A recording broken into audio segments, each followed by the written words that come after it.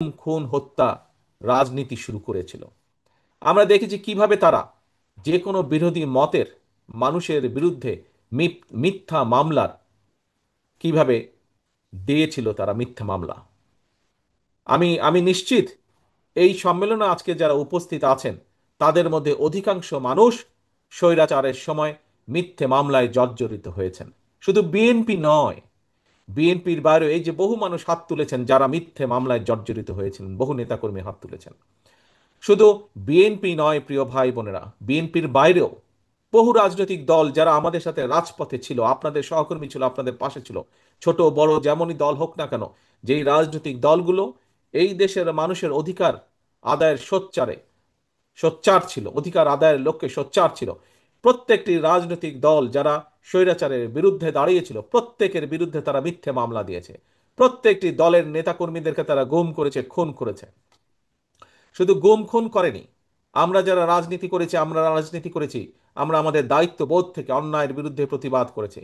কিন্তু আমাদের পরিবারের যারা রাজনীতি করে নাই, স্বৈরাচারের সময় আমরা দেখেছি আমাদের হাজার হাজার লক্ষ লক্ষ নেতাকর্মীর পরিবার বর্গকেও অত্যাচার করা হয়েছে, নির্যাতিত করা হয়েছে। প্রিয় ভাই বোনেরা, শুধু যে রাজনৈতিক দলের নেতাকর্মীদেরকে অত্যাচার নির্যাতন করা হয়েছে, গুম খুন করেছে তাই নয়, রাজনীতির বাইরেও বহু সাধারণ মানুষ যারা বিভিন্ন বিষয়ে প্রতিবাদ গড়ে তুলেছিলেন, বিভিন্ন বিষয়ে সোচ্চার ছিলেন, বিভিন্ন বিষয়ে প্রতিবাদ জানিয়েছেন স্বৈরাচারের বিভিন্ন কর্মকাণ্ডের বিরুদ্ধে, তাদের বিরুদ্ধেও আমরা দেখেছি কিভাবে অত্যাচারের স্টিম রোলার তাদের উপরে চালানো হয়েছে। প্রিয় ভাই ও বোনেরা, আমরা দেখেছি সেই সময়ে বাংলাদেশের নির্বাচন ব্যবস্থাকে কিভাবে ধ্বংস করে দেওয়া হয়েছে। সেটি স্থানীয় নির্বাচন হোক, সেটি কোনো ট্রেড বডি ইলেকশন হোক, কোনো ইউনিয়নের ইলেকশন হোক, সেটি জাতীয় নির্বাচন হোক না কেন, অর্থাৎ প্রতিটি পর্যায়ে, সেটি মসজিদ কমিটি নির্বাচন থেকে শুরু করে, মার্কেট কমিটি নির্বাচন থেকে শুরু করে, সেটি স্থানীয় পর্যায়ে নির্বাচন থেকে শুরু করে জাতীয় পর্যায়ে নির্বাচন, প্রতিটি নির্বাচনী ব্যবস্থাকে ভেঙে চুরে গুড়মার করে দেওয়া হয়েছে। প্রিয় ভাই বোনেরা, শুধু নির্বাচনী ব্যবস্থা নয়, আমরা দেখেছি বিচার ব্যবস্থাকে কিভাবে ধ্বংস করে দেওয়া হয়েছে। আমরা দেখেছি সেই সময় কিভাবে আইন শৃঙ্খলা বাহিনীকে রাজনীতিকরণ করার মাধ্যমে আইন শৃঙ্খলা বাহিনীকে ধ্বংস করে দেওয়া হয়েছিল। প্রিয় ভাই বোনেরা, শুধু তাই নয়, আমরা দেখেছি বাংলাদেশের অর্থনীতি অর্থনীতিকে কিভাবে ধ্বংস করে দেওয়া হয়েছে, এবং উন্নয়নের নামে কিভাবে মেগা দুর্নীতি করা হয়েছিল, কিভাবে এই দেশের সাধারণ মানুষের অর্থ সম্পদ কিভাবে লুটপাট করে বিদেশে পাচার করে দেওয়া হয়েছে। প্রিয় ভাই বোনেরা, জুলাই আগস্ট মাসে আমরা দেখেছি জনগণ যখন সকল রাজনৈতিক দলগুলোর আন্দোলনে শরিক হয়েছে, জনগণ যখন মা বোন থেকে শুরু করে রিক্সা চালক, সিএনজি চালক, মুদি দোকান কর্মচারী, ছোট ব্যবসায়ী, শিক্ষক, উকিল, ডাক্তার, সর্বস্তরে সর্বশ্রেণী পেশার মানুষ যখন এই রাজনৈতিক দলগুলোর দাবির প্রতি একত্রতা ঘোষণা করে, আমরা দেখেছি কিভাবে রাজপথে নেমে এসেছিলেন। সেই সময় স্বৈরাচার তাদের ক্ষমতা দখল ধরে রাখার জন্য আমরা দেখেছি হাজার হাজার মানুষের উপরে গুলি করেছে। আমরা দেখেছি কিভাবে মাত্র 1 মাস, দেড় মাসের ব্যবধানে আমরা দেখেছি প্রায় 1,500-এরও বেশি মানুষকে তারা হত্যা করেছে। আমরা দেখেছি কিভাবে 30,000-এরও বেশি মানুষকে তারা কিভাবে নির্যাতন করেছে, কিভাবে 30,000-এরও বেশি মানুষ পঙ্গুত্ব বরণ করেছে। এর মধ্যে বহু মানুষ তাদের দৃষ্টি শক্তি সারা জীবনের জন্য হারিয়ে ফেলেছে। আমরা দেখি যে এর মধ্যে বহু মানুষ, কারো পা নষ্ট হয়ে গিয়েছে, কারো হাত নষ্ট হয়ে গেছে, বিভিন্নভাবে ক্ষতিগ্রস্ত হয়েছে। প্রিয় ভাই বোনেরা, তবে বাংলাদেশের মানুষের সর্বাত্মক চেষ্টায়, সহযোগিতায় আলহামদুলিল্লাহ, আল্লাহর রহমতে আমরা সফল হয়েছি। আমরা এই দেশ থেকে স্বৈরাচারকে বিতাড়িত করতে সক্ষম হয়েছি।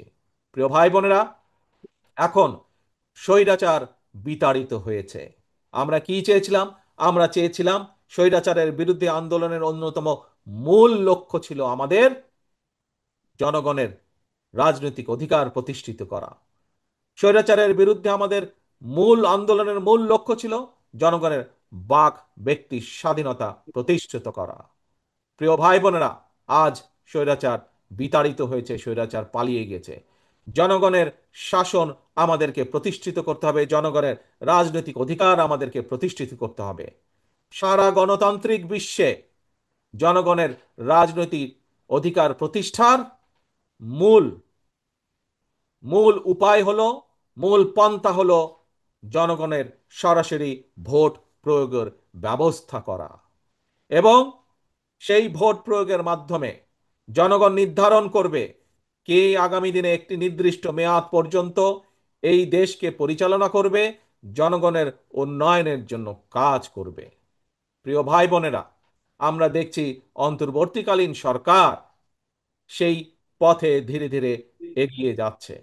আমরা কিছুদিন আগে সরকারের পক্ষ থেকে শুনেছি, তারা ঘোষণা করেছে, সরকারের পক্ষ থেকে ঘোষণা করা হয়েছে, ইনশাল্লাহ আগামী রোজার আগে, আগামী রমজানের আগে ইনশাল্লাহ দেশে জাতীয় নির্বাচন অনুষ্ঠিত হবে। প্রিয় ভাই বোনেরা, এই জাতীয় নির্বাচন অনুষ্ঠানের মাধ্যমে জনগণের অধিকারের প্রথম পদক্ষেপ বাস্তবায়িত হবে। এখন শুধু ভোট হলেই হবে না, ভোটের মাধ্যমে শুধু সরকার গঠন করলেই হবে না। প্রিয় ভাই বোনেরা, আজ আপনারা আমার সামনে যারা বিএনপির বিভিন্ন পর্যায়ের, রাজশাহী মহানগরীর বিভিন্ন পর্যায় সহ জেলার বিভিন্ন পর্যায়ের নেতা কর্মী, আপনারা যারা আমার সামনে বসে আছেন, আপনাদের মাঝে যখন আমার কথা হয়, আপনাদের বহু মানুষের সাথে যখন আমার কথা হয়, বিভিন্নভাবে যখন কথা হয়, তখন কিন্তু একটি কথা আপনাদের কাছ থেকে আমি শুনতে পাই। কি সেই কথাটি? সেই কথাটি হচ্ছে, আপনারা যখন আপনাদের গ্রামে হোক, আপনাদের পাড়ায় হোক, বিভিন্ন জায়গায় যখন আপনারা যান, সাধারণ মানুষের সাথে যখন কথা বলেন, তখন সাধারণ মানুষ আপনাদের কাছে জানতে চায় দেশের ভবিষ্যৎ কি। সাধারণ মানুষ আপনাদের কাছে জানতে চায় বিএনপি কিভাবে কি করবে আগামী দিনে। অর্থাৎ এই যে কথাগুলো আপনাদের কাছে জানতে চায়, কেন জানতে চায়? কি ভাইরা, আপনাদের কি ধারণা আছে কেন জানতে চায়? ধারণা আছে? কারণ বাংলাদেশের জনগণ, বাংলাদেশের অধিকাংশ জনগণ বিএনপির উপরে আস্থা রাখতে চায়, এবং যেহেতু আপনি একজন বিএনপির নেতা বা বিএনপির কর্মী, সেই জন্য সে বা তারা আপনাদের কাছে জানতে চায় দেশ এবং দেশের জনগণের ভবিষ্যৎ কি হবে। প্রিয় ভাই বোনেরা, একটু আগে আমি বলেছি স্বৈরাচার বিতাড়িত হয়েছে, জনগণের রাজনৈতিক অধিকার ধীরে ধীরে প্রতিষ্ঠার দিকে এগিয়ে যাচ্ছে। আগামী নির্বাচনের মাধ্যমে জনগণের রাজনৈতিক অধিকার প্রতিষ্ঠার প্রথম পদক্ষেপ ইনশাল্লাহ বাস্তবায়িত হবে। কিন্তু সেখানে থেমে থাকলে তো চলবে না আমাদের। ইনশাল্লাহ আমরা দৃঢ়ভাবে বিশ্বাস করি, আমরা দৃঢ়ভাবে বিশ্বাস করি আগামী নির্বাচনে ইনশাল্লাহ দেশের অধিকাংশ জনগণের সমর্থন ধানের শীষ তথা বিএনপি পাবে। এবং ধানের শীষ এবং বিএনপি পাবার পরে আমাদের সামনে অনেকগুলো চ্যালেঞ্জ আছে। প্রিয় ভাই বোনেরা, বক্তব্যের শুরুতে আমি যেমন বলেছিলাম যে আমরা এই যে আজকে সম্মেলন করছি, কেন করছি? আমরা সম্মেলন করছি, এই সম্মেলনের মাধ্যমে আমরা নেতাকর্মীকে দায়িত্ব দিব, তারা সুন্দরভাবে দলকে আরো শক্তিশালীভাবে যেভাবে গড়ে তুলবেন, তারা দলের নীতি আদর্শকে নিয়ে যাবেন জনগণের কাছে। প্রিয় ভাই বোনেরা, ঠিক আগামী নির্বাচনে ইনশাল্লাহ জনগণের সমর্থনে সরকার গঠনে আমরা সক্ষম হলে আমাদেরকে এই দেশকে গড়তে হবে। একটু আগেই আমি বলেছি, স্বৈরাচার এই দেশের শিক্ষা ব্যবস্থাকে ধ্বংস করে দিয়েছে, স্বৈরাচার এই দেশের বিচার ব্যবস্থাকে ধ্বংস করে দিয়েছে, আইন শৃঙ্খলা বাহিনীকে ধ্বংস করে দিয়েছে, অর্থনৈতিক ব্যবস্থাকে ধ্বংস করে দিয়েছে, স্বাস্থ্য ব্যবস্থাকে ধ্বংস করে দিয়েছে। প্রত্যেকটি ব্যবস্থাকে তারা ধ্বংস করে দিয়েছিল তাদের নিজেদের স্বার্থে। আজকে তাই আমাদেরকে ইনশাল্লাহ আগামী নির্বাচনে আমরা সরকার, জনগণের সমর্থন নিয়ে ইনশাল্লাহ সরকার গঠনে সক্ষম হলে পরে আমাদেরকে এই চ্যালেঞ্জগুলো মোকাবেলা করতে হবে। অনেকগুলো চ্যালেঞ্জ আছে সামনে। এই দেশের যারা যুবক, যারা বেকার, তাদের কর্মসংস্থানের ব্যবস্থা করতে হবে। যুবকদেরকে হয় আমাদের ট্রেনিং দিতে হবে, দক্ষ করে গড়ে তুলতে হবে, দক্ষ করে গড়ে তোলার মাধ্যমে তাদের কর্মসংস্থান দেশে এবং বিদেশে করতে হবে। প্রিয় ভাই বোনেরা, স্বৈরাচার শিক্ষা ব্যবস্থাকে ধ্বংস করে দিয়ে গেছে, আমাদেরকে এই শিক্ষা ব্যবস্থাকে ঢেলে সাজাতে হবে। আমাদেরকে প্রাথমিক পর্যায় থেকে শুরু করে স্কুল কলেজ পর্যায় পর্যন্ত আমাদেরকে ভালো শিক্ষক নিয়োগ করতে হবে, নতুন শিক্ষক নিয়োগ করতে হবে। এর মাধ্যমে যেমন কর্মসংস্থানের ব্যবস্থা করতে হবে, একইভাবে শিক্ষার আলো পৌঁছে দিতে হবে আমাদের শিক্ষার্থীদের কাছে। কারণ এই শিক্ষার্থী তারাই হচ্ছে আমাদের ভবিষ্যৎ বাংলাদেশ, আমাদের ভবিষ্যৎকে গড়ে তুলতে হবে। প্রিয় ভাই বোনেরা, আমাদের স্বাস্থ্য ব্যবস্থা, আমাদের স্বাস্থ্য ব্যবস্থা ভেঙে ফেলেছে একদম। আমরা দেখেছি স্বৈরাচারের সময় যাদের পক্ষে সম্ভব হয়েছে, স্বৈরাচার এমনভাবে স্বাস্থ্য ব্যবস্থাটাকে সাজিয়েছিল যাতে করে মানুষ বাধ্য হয় পার্শ্ববর্তী একটি দেশে গিয়ে স্বাস্থ্য সেবা নেবার জন্য। এই দেশের ডাক্তার নার্সদের, এই দেশের চিকিৎসা কেন্দ্র হসপিটালগুলোর ব্যবস্থাগুলো একদম ধ্বংস করে দিল। ইচ্ছা করে তারা পাঠিয়ে দিত ভিন্ন একটি দেশে, পার্শ্ববর্তী দেশে। এবং আমাদের যেরকম ধ্বংস করে দিয়েছে চিকিৎসা ব্যবস্থা, একইভাবে বৈদেশিক মুদ্রাগুলাও চলে যেত, চিকিৎসার নাম করে বৈদেশিক মুদ্রা চলে যেত। প্রিয় ভাই বোনেরা, এই ব্যবস্থার পরিবর্তন করতে হবে। আমাদের নিজেদের ডাক্তার গড়ে তুলতে হবে, নিজেদের নার্স গড়ে তুলতে হবে। আমাদেরকে আমাদের হাসপাতালগুলোকে এমনভাবে ধীরে ধীরে গড়ে তুলতে হবে যাতে বাংলাদেশের মানুষ, সেটি ধনী হোক গরিব হোক যেই মানুষই হোক না কেন, সঠিকভাবে এই দেশের হাসপাতালগুলোতেই যেন মানুষ চিকিৎসা পায়। প্রিয় ভাই বোনেরা, বাংলাদেশ একটি কৃষি প্রধান দেশ। এই রাজশাহী মহানগরী বা এই রাজশাহী জেলা, এই রাজশাহী বিভাগ, আমরা দেখেছি কিভাবে ফারাক্কার কারণে আজ পদ্মা নদী শুকিয়ে যাচ্ছে। আমরা দেখতে পাচ্ছি কিভাবে একসময় সুজলা সুফলা সবুজে ছায়া ছিল, সেখানে এই পানির অভাবে কিভাবে, পদ্মা নদীর পানির অভাবে কিভাবে চারিদিকে মরুভূমি হয়ে যাচ্ছে ধীরে ধীরে। প্রিয় ভাই বোনেরা, আমাদেরকে চেষ্টা করতে হবে। আমরা আন্তর্জাতিক আদালতে যাব দরকার হলে, আমরা জাতিসংঘে যাব দরকার হলে, আমাদের পানির হিস্যা বের করে নিয়ে আসতে হবে। আবার আমাদেরকে পদ্মা নদীতে পানির ব্যবস্থা করতে হবে। আমাদেরকে খালগুলো খনন করতে হবে যাতে শুকনো মৌসুমে যদি আবার পানি নিয়ে আমরা পানির ব্যবস্থা করি, এবং আবার যদি পানি নিয়ে তারা ঝামেলা করে, তাহলে যাতে আমাদের খালগুলো পানি ধরে রাখতে পারে আমাদের কৃষকদের জন্য, আমাদের মানুষের ব্যবহারের জন্য সার্বিকভাবে পানির ব্যবস্থা আমাদেরকে করতে হবে। কাজে প্রিয় ভাই বোনেরা, সামনে অনেক কাজ, সামনে অনেক চ্যালেঞ্জ। এই চ্যালেঞ্জগুলো আমাদেরকে নিতে হবে। আমাদের দেশের বেকারদের কর্মসংস্থানের ব্যবস্থা করতে হবে। ছোট ছোট কলকারখানা আমাদেরকে গড়ে তুলতে হবে। এই কলকারখানা গড়ে তোলার মাধ্যমে এই কলকারখানায় যেসব দ্রব্য উৎপাদিত হবে, সেগুলো একদিকে দেশের মানুষের ব্যবহারের জন্য, আবার একই সাথে আমাদেরকে বিদেশেও রপ্তানি করতে হবে। প্রিয় ভাই বোনেরা, আমাদের সামনে চ্যালেঞ্জ আছে। আজ বহু মানুষ বিভিন্ন সমস্যার কারণে বিচারালয়ে যেতে হয়।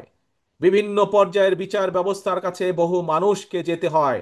সেটি জমির সমস্যা হোক, বিভিন্ন বিষয় সমস্যা হোক, পারিবারিক হোক, সামাজিক হোক, বিভিন্ন ব্যবসা। কিন্তু আমরা দেখছি কিভাবে বিচার ব্যবস্থা জটিলতার কারণে, দীর্ঘসূত্রিতার কারণে বছরের পর বছর সাধারণ মানুষকে কোর্টের বারান্দায় ঘুরতে হয়। আমাদেরকে এই ব্যবস্থার পরিবর্তন করতে হবে যাতে করে মানুষ দ্রুত বিচার ব্যবস্থা পায়, দ্রুত বিচার পায়, দ্রুত সুরাহা করতে পারে তার সমস্যার সমাধান। প্রিয় ভাই বোনেরা, আপনাদের সামনে আমি এরকম কতগুলো চ্যালেঞ্জের কথা আজ তুলে ধরেছি। এরকম আরো বহু চ্যালেঞ্জ আছে আমাদের। এই চ্যালেঞ্জগুলো আমাদেরকে মোকাবেলা করতে হবে। কৃষির চ্যালেঞ্জ আছে, কৃষকদেরকে সঠিক সময় বীজের ব্যবস্থা করতে হবে, কৃষকদেরকে সঠিক সময়ে আমাদের সার পৌঁছাতে হবে, কৃষি উৎপাদন আমাদেরকে বাড়াতে হবে। আবার একই সাথে খেয়াল রাখতে হবে মানুষ যাতে স্বল্প মূল্যে কৃষি পণ্য পায়, কিন্তু একই সাথে আবার কৃষকও যাতে তার উৎপাদিত দ্রব্যের সঠিক মূল্য পায়। ভাই বোনেরা, বিগত 1 যুগ ধরে স্বৈরাচারের শাসন আমলে এই দেশকে ধ্বংস করে দেওয়া হয়েছে। আপনারা যখন মানুষের কাছে যান, মানুষ এই জন্যই আপনাদের কাছে জানতে চায়, কারণ মানুষ বিশ্বাস করে যে একমাত্র বাংলাদেশ জাতীয়তাবাদী দল, একমাত্র আপনাদের প্রিয় দল বিএনপির পক্ষেই সম্ভব ধীরে ধীরে এই দেশকে আবার গড়ে তোলা।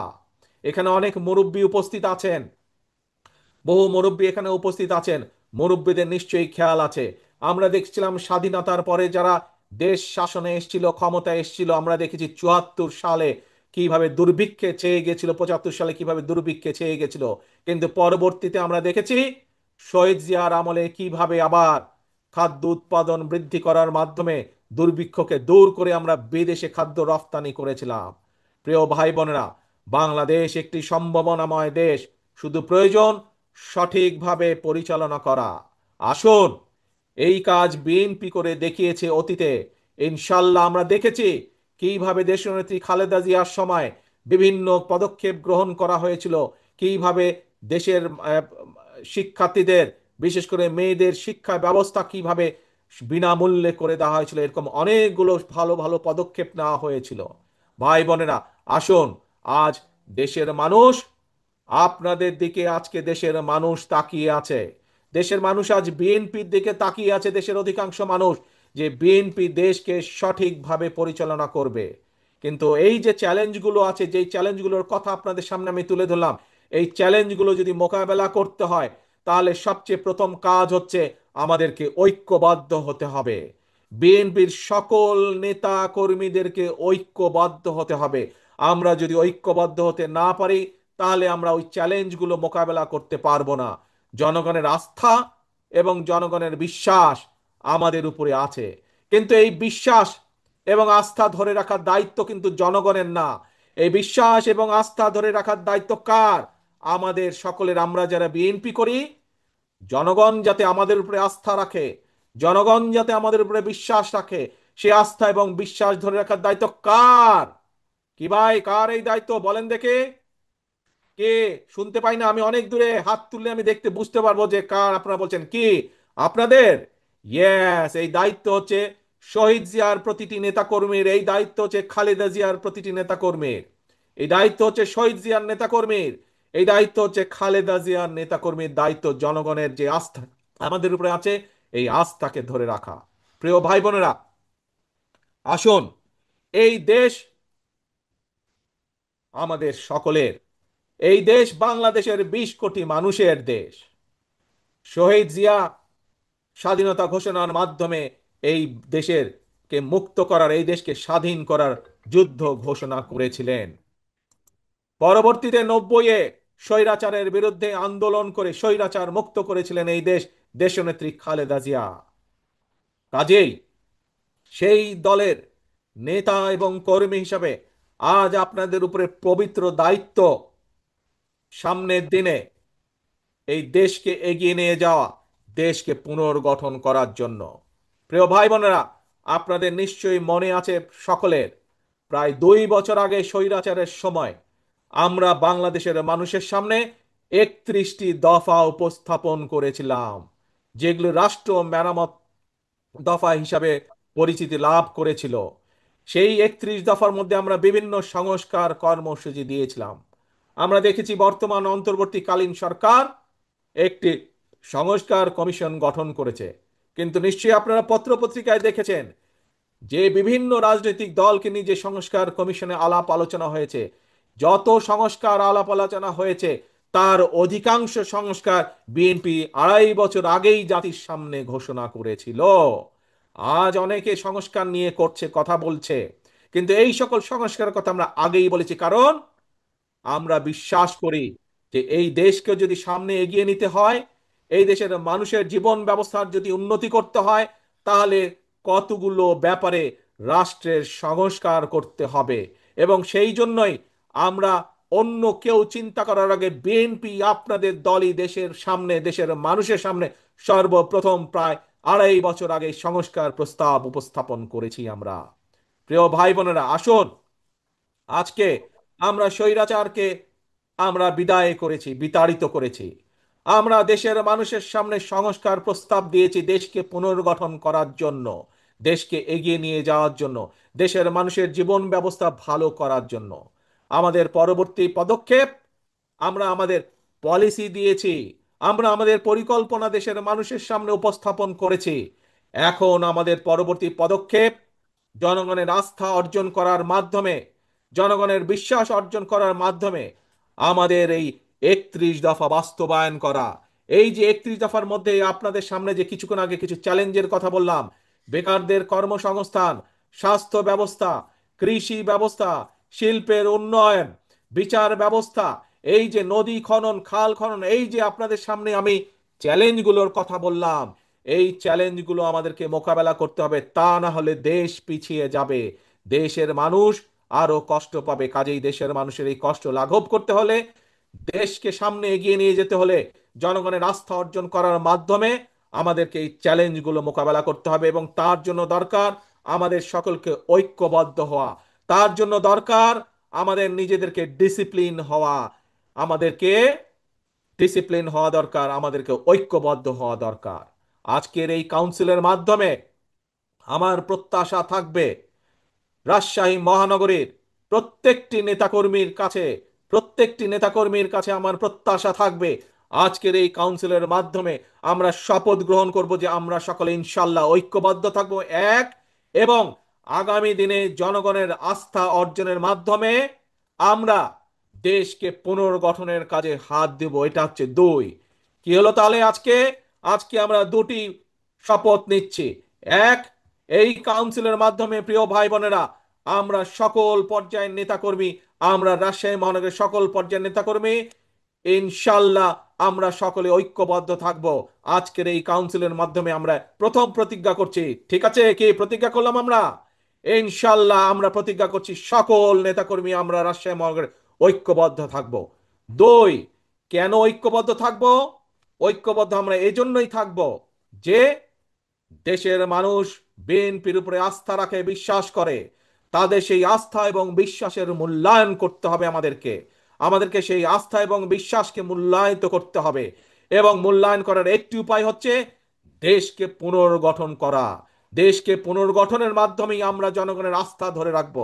কাজে আসুন, প্রতিজ্ঞা দুইটি: এক, ঐক্যবদ্ধ থাকা; দুই, আগামী দিনে ইনশাল্লাহ জনগণের আস্থা অর্জনের মাধ্যমে দেশ আমরা পুনর্গঠন করব। যে চ্যালেঞ্জ আছে সেই চ্যালেঞ্জগুলো আমরা মোকাবেলা করে দেশকে সামনে এগিয়ে নিয়ে যাব। প্রিয় ভাই বোনেরা, আজকে তাহলে এই প্রত্যাশা রেখে এই প্রত্যাশা রেখে আজকে এবং আজকের এই সম্মেলনের সফলতা কামনা করে আপনাদের কাছ থেকে বিদায় নিচ্ছি। ইনশাল্লাহ অতি শীঘ্র আপনাদের সামনে সামনাসামনি সরাসরি দেখা দেখা হবে। ইনশাল্লাহ সকলে ভালো থাকবেন, সকলে সুস্থ থাকবেন। আল্লাহ হাফেজ। বাংলাদেশ জিন্দাবাদ। বাংলাদেশ